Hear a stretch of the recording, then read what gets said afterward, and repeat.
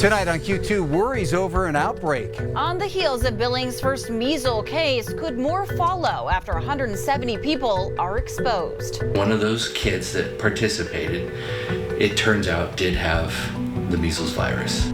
Plus, wreaking havoc. Severe storms ripped through eastern Montana, leaving damage in their wake from Terry to Fallon. Now more severe weather's already in the area. Ed will have the latest on that. And on the prowl. It was shocking because I thought it was a dog. I thought, that's not a dog, that's a bear. A black bear spotted roaming the south side, attracting residents. The MTN 530 news starts right now. From Montana's news leader, this is the MTN 530 News. Good evening, and thanks for starting your week with us. I'm Russ Riesinger. And I'm Andrea. Lutz. Around 170 people may have been exposed to measles in Billings. It comes after a school-aged child diagnosed on Friday after attending a vacation Bible camp at Cornerstone Community Church. Well, now fears are on the rise that it won't be the last. Our Hannah Pettiferi has the latest tonight on what we know and how the church is handling the possible outbreak. Our people at Cornerstone love this community, and they do not want to do anything that would put it in danger. On Sunday, Pastor Jeff Romans gave a solemn message. We're sorry for anyone that it affects. Because it also not only is hard on these families, it's hard on this community. Which stems from Yellowstone County's first measles case. One of those kids that participated, it turns out, did have the measles virus. So we had about 110 kids show up throughout the week, and we had about 60 volunteers helping us run the Vacation Bible School. Once the church found out there was a case of the measles, leaders sprang into action. The moment that we found out that there might be a case of measles, we took immediate and proactive actions to try to stop or slow that spread. While most of the congregation has been vaccinated, leaders made sure everyone was taking precautions.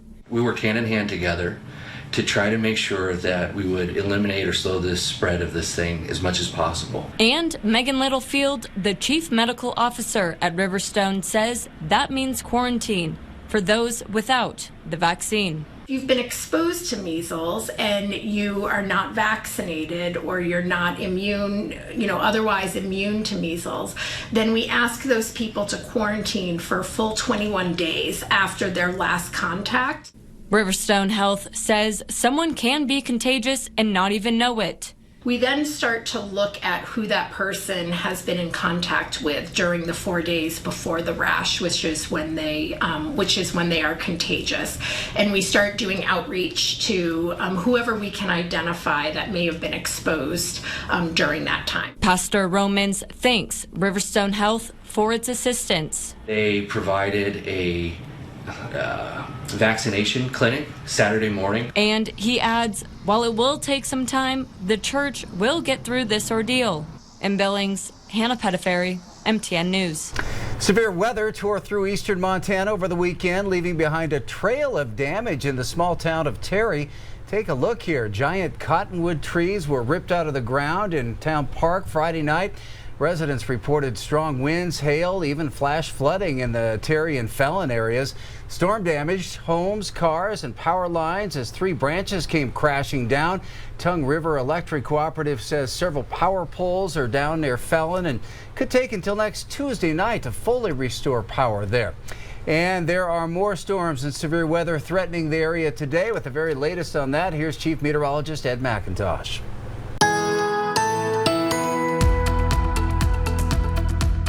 Here are some of the storm reports we've received already. The green shaded areas, rain totals. Look at that, almost 3 inches of rain in Sheffield, North Dakota. Downtown Rapid City, over an inch of rainfall. How about winds through northern Wyoming? We've seen some strong gusts there. Saw one report around Weston and Campbell County, Wyoming.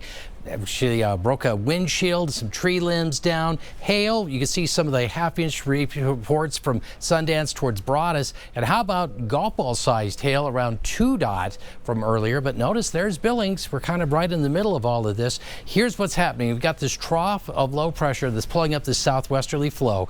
We have a lot of available moisture in the atmosphere. We have a lot of available lift to create the environment that we need for strong to severe storms and decent wind shear. So we've got all the ingredients for severe weather to develop throughout the evening. Check out our lightning counter here, where we're seeing over 1,000 strikes in a 15-minute period across this window. And some of those stronger storms, like around Lame Deer, some of those cells could produce some wind gusts to around 60 to 70 miles per hour and perhaps some ping-pong-sized hail here through southern Rosebud County. That's moving up towards you in Miles City into Custer County. Here in Billings, it's been a quiet afternoon. We hit the low 80s for a high today. The winds haven't been especially strong, but we're not out of the woods. We got a lot of weather to talk about. The complete forecast coming up in just a few minutes from now. A wild morning on the south side as residents woke up to an unlikely visitor, a black bear. Yeah, that animal wandered through a neighborhood, startling people out and about before police eventually pushed it back outside city limits. As Don Hudson shows us, for one longtime resident, it was a once-in-a-lifetime sight.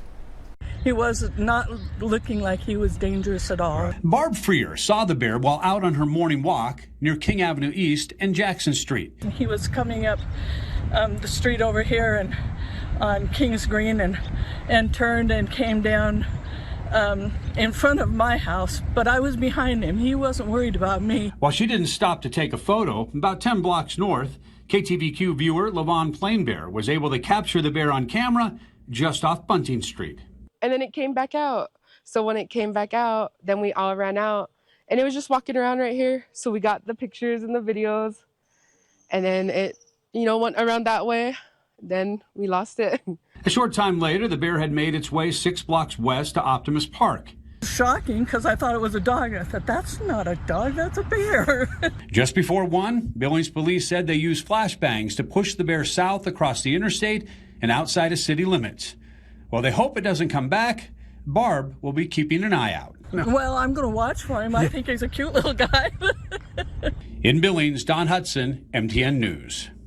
A Billings woman is dead after a weekend motorcycle crash near Roberts. The Montana Highway Patrol says the woman on a motorcycle was struck by a car Sunday afternoon. The driver of a Toyota 4Runner hit a deer, then collided head-on with the Harley-Davidson. The 51-year-old woman was thrown from the cycle and died on the scene. Her name has not yet been released. The driver of the Toyota, a 68-year-old Billings woman, was taken to the hospital with no serious injuries.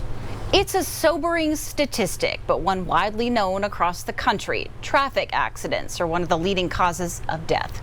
That's why several hundred driving instructors and educators came to Billings this week, making sure safe driving is always on the minds of parents and our teens. Our Isabel Sparts was on hand as a group of local teens made their voices heard.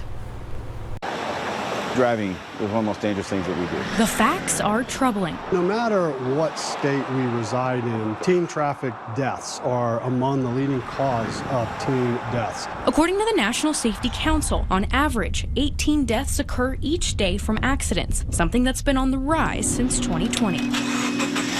But these deaths can be preventable, and in order to tackle this, who best to include in the conversation than the teens themselves?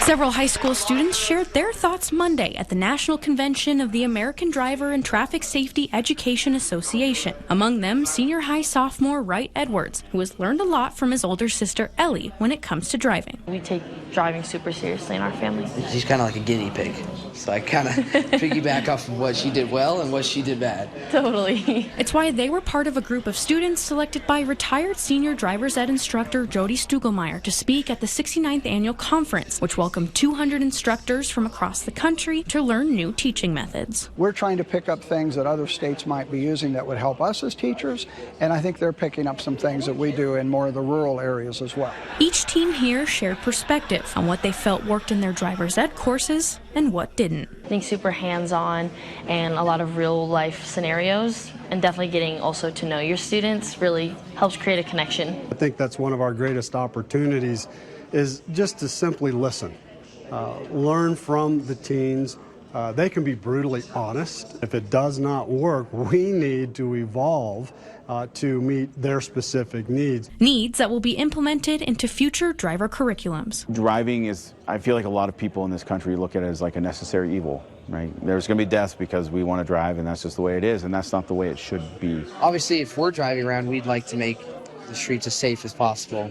Yeah. Because we have things we want to do, and I know everyone else does too. We're all here to enjoy an amazing life, so I didn't keep it that way. In Billings, Isabel Sparts, MTN News.